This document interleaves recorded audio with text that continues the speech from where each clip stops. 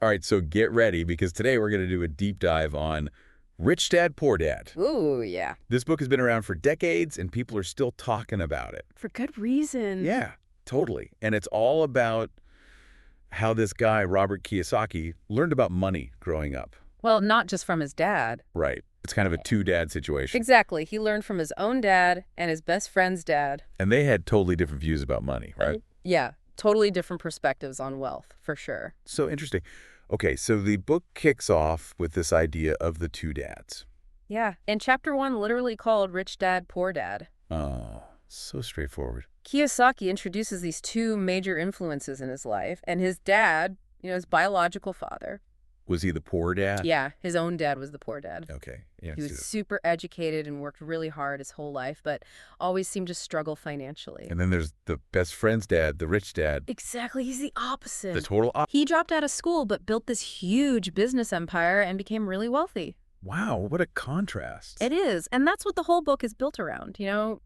Kiyosaki sees firsthand that you don't always need a fancy degree. And a 9 to 5. Right, to be successful with money. Exactly. Yeah. So then in chapter 2. Kiyosaki starts to kind of question everything he thought he knew about money. Oh, yeah. Chapter 2, lesson 1. The rich don't work for money. That's where it gets good. I bet. Rich Dad starts to break down this idea that a job is the key to wealth. Oh, I remember that part. Yeah, and that's where the famous quote comes in. If you work for money, you give the power to your employer. If money works for you, you keep the power and control it. That's a good one. Right? It's Yeah. a total game changer for young Kiyosaki and for a lot of readers, too. Yeah, it really makes you rethink things. It's all about changing your relationship with money, moving from depending on a paycheck to making money work for you. Okay, so that's the big question. How do you make money work for you? Well, that's what chapter 3 is all about. I'm ready. Lesson 2. Why teach financial literacy? This chapter focuses on why it's so important to actually understand money. So it's not just about earning a lot. It's about what you do with it. Exactly. And Kiyosaki's Rich Dad believes that financial education is absolutely crucial. Especially if you want to build wealth, right? Yes. And he's pretty critical of the school system for not teaching this stuff. Yeah. They don't really teach you about personal finance, do they? Nope.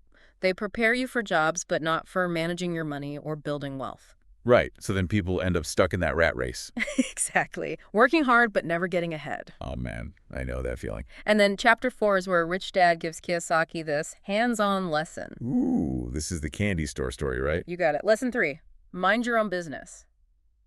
Kiyosaki and his friend decide to start their own comic book library Where was it? in this abandoned store. No way. Yeah. So cool. They just took action. I know. They cleaned it up, made a deal with the owner, and started making money without spending anything. That is such a great example of what Rich Dad is all about. Right. Taking action and creating opportunities instead of just waiting for them. Totally. It's all about thinking outside the box. And realizing there are tons of ways to make money. You don't always need a traditional job. You don't. This is so different from what Poor Dad probably believes. Oh, yeah, totally. And that contrast becomes super clear in chapter 5. What's chapter 5? Lesson 4, the history of taxes and the power of corporations. Now, that sounds a little bit controversial. You could say that. Kiyosaki's Rich Dad starts explaining how you can use corporations to minimize taxes. Oh, legally, of course. Of course, legally, which is something Poor Dad would never even think about. Wow, so different. It's about understanding the rules and using them to your advantage. Even if it goes against what everyone else thinks. Exactly. Rich Dad says the wealthy don't just play by the rules. They figure out how to bend them. Yes. That's a whole new way of thinking about money. It must have blown Kiyosaki's mind. Oh, for sure. And then it all leads up to chapter 6. Okay, what happens there? Rich Dad challenges one of the biggest beliefs people have about wealth. Let me guess, homeownership. You got it! Lesson 5. The rich invent money. Kiyosaki's Rich Dad explains why he thinks a house is a liability. Not an asset. Not an asset, even though that's what everyone always says. I know it's crazy, right? He says even though owning a home feels good, it actually drains your cash with all the payments. You've got the mortgage, property taxes, maintenance. All of that. He says a real asset should put money in your pocket. Not take it out. Exactly, which goes back to chapter 2, Making money work for you. Exactly. It's about building a system where your money makes more money. Wow, my head is spinning. We just went through the first 6 chapters. I know, right? So much to think about. And there's more. Kiyosaki is just getting started. It's wild, right? Kiyosaki is going back and forth between these two dads with totally different views on money. He really is. And in the beginning of the book, he's just a kid soaking it all in. Learning as he goes. Yeah. Exactly. So then chapter 7, Overcoming Obstacles, rolls around. Oh, yeah, this is where things get real. I bet he starts to actually apply these ideas. He does, and he hits some roadblocks. Makes sense. It's easy to talk about it, but harder to actually do it. Right, he talks about fear and cynicism. Oh, yeah, those are big ones. Definitely. And then there's laziness. And bad habits. Arrogance, even. All of those things can get in the way of, being successful with money. So it's not just about understanding the concepts. No, it's also about overcoming these internal hurdles. That's so true. Everyone struggles with that stuff. Yeah, and Kiyosaki is really honest about his own struggles. Just nice to see. It makes it more relatable. Yeah, for sure. Like, okay, he's not perfect either. Exactly. And then in chapter 8, Getting Started, he and his friend actually start putting Rich Dad's lessons into action. They start investing. They do. They start looking for opportunities. And real estate, I bet. You know it. And this is where the book gets into the nitty-gritty of real estate investing. Like the practical stuff. Yeah. Rich Dad teaches them about finding good deals. Oh, and negotiating. Yes, and managing cash flow. Okay, so it's not just about buying any property.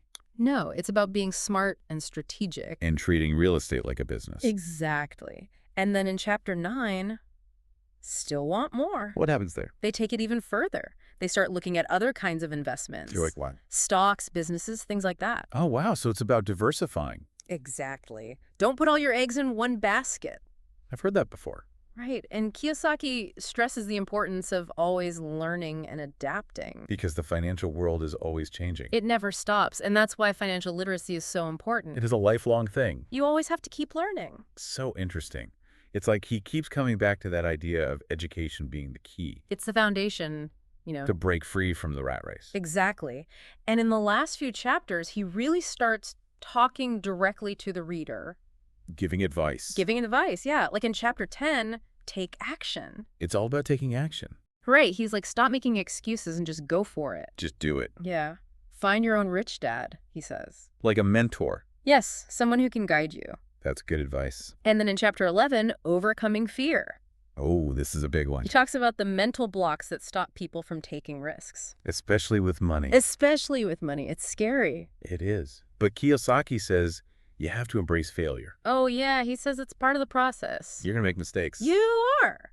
But you learn from them. I like that perspective. And then in chapter 12, the rich still teach their kids.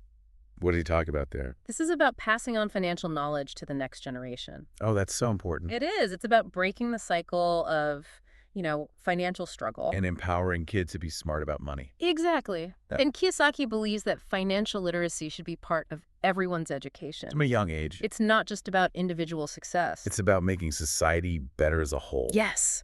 Wow. We just covered all 12 chapters. Yeah, that was intense.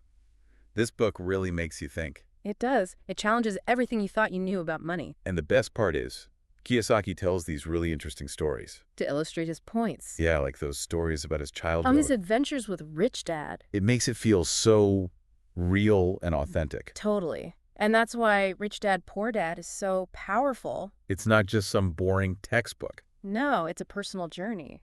About changing your relationship with money.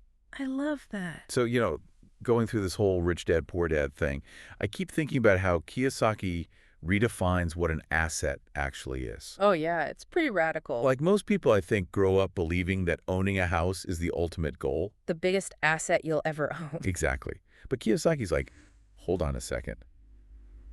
If it's not putting money in your pocket. It might not actually be an asset. Yeah, even if it's worth a ton of money on paper. It's really thought-provoking when you consider all the expenses that come with a house. All those hidden costs. It really makes you rethink what it means to be financially secure. Definitely. It challenges those assumptions we have about wealth. I think that's one of the biggest takeaways from this book. It is. You have to challenge the status quo. And figure out your own way of thinking about money. Right. Don't just blindly follow what everyone else is doing. And that's where financial literacy comes in. Kiyosaki really hammers that point home. He wants people to understand how money works. So they can make smart choices. and build a solid foundation for themselves. And it's not just about getting rich Right. It's about having freedom and options. to live the life you want. Exactly. So if you had to sum up Rich Dad, Poor Dad in one sentence, What would you say? I'd say it's all about the power of your mindset. Your beliefs about money can make or break you. It's about overcoming fear, not being afraid to fail. And believing that you can achieve your goals. That message is so universal. It's for entrepreneurs, investors. Anyone who wants to improve their financial life? Absolutely. Well, I think we did a great job breaking down Rich Dad, Poor Dad. I think so too. We followed Kiyosaki's journey as he learned from his two dads. We explored those unconventional ideas about assets and liabilities. And we talked about the importance of financial literacy and being proactive. Kiyosaki really challenged the way people think about money, and he inspired so many readers to take control of their finances. So as we wrap up this deep dive, Yeah. I'm going to leave you with one final thought. Okay. What would you ask Robert Kiyosaki if you had the chance? Ooh, that's a good one. And how would his answer change the way you think about money? Something to think about. It is. Thanks for joining us on the deep dive. See you next time.